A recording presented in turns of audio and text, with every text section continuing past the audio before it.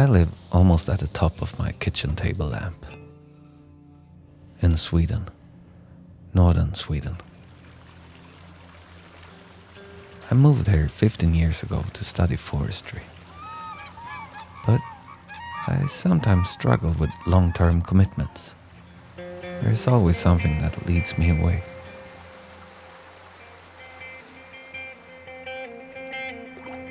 And mainly, that has been dry fly fishing. More exactly, seeking up places where the trout eat insects from the surface. In the beginning, just to catch fish.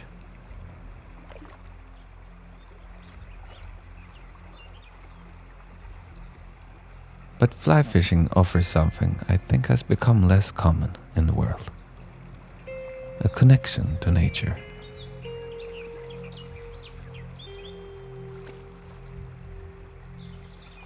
An artificial connection perhaps, but still a connection. The fly is an imitation of nature. And in order to become a successful fly fisher, you need to know when the mayflies, the caddis and the stoneflies will leave their life as a nymph. So you inevitably get interested in the rivers. And once you have a connection with anything in nature, you start to realize it's all linked. And after a while you find yourself perhaps more interested in everything around the trout.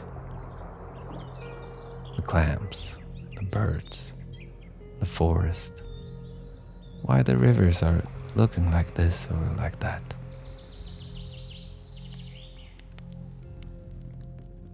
What the landscape once was and what it might become.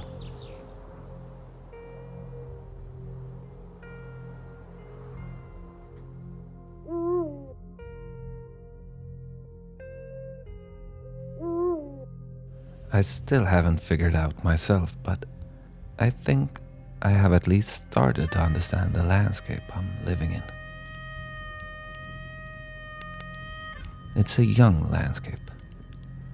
10,000 years ago it was all covered in ice. And whenever you have a question about the shape of the landscape, like, why is there a rock over there? The answer has always been, it's because of the ice. But the past century, the landscape has been transformed by another force.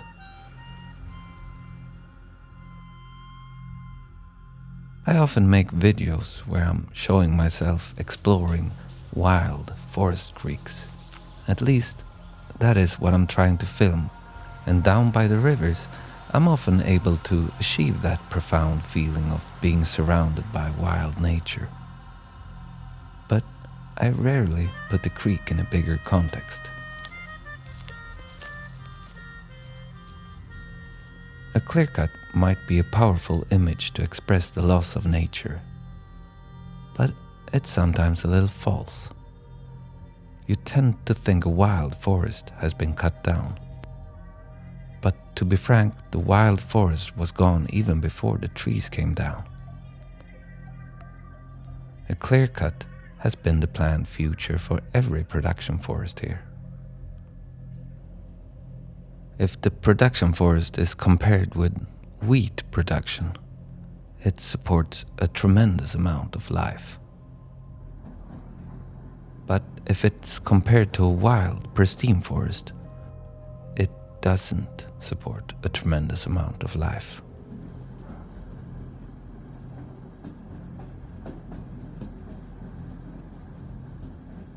It's not a lot of people here, but that doesn't mean the landscape is wild. It would probably be more diverse if there was more people, more landowners, and more ideas on how to manage the land. The Swedish Taiga is shaped by a few ideas with a lot of impact. Like hydropower, a great idea that has transformed the landscape the past century and electrified Sweden. But now, I find it a little sad that we rebuilt almost every river. And timber floating, a genius idea. But now, it feels a little sad that we let that idea change every waterway. When those ideas were young, they occupied people on the countryside. But now, they have left the landscape where many houses stand empty. And even though I truly appreciate the solitude, there is something sad about the production landscape that can't support the population within itself. The values end up elsewhere. This is the landscape I've gotten to know. And I do love it, especially the pockets of nature. But the more time I spend in those places, the more clearly I see what is missing from the taiga. And the more I start to dream about another landscape.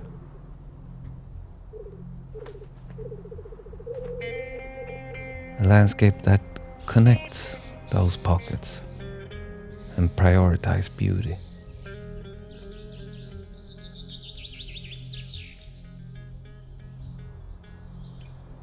Then a dry riverbed doesn't only make me a little sad, it's also inspiring.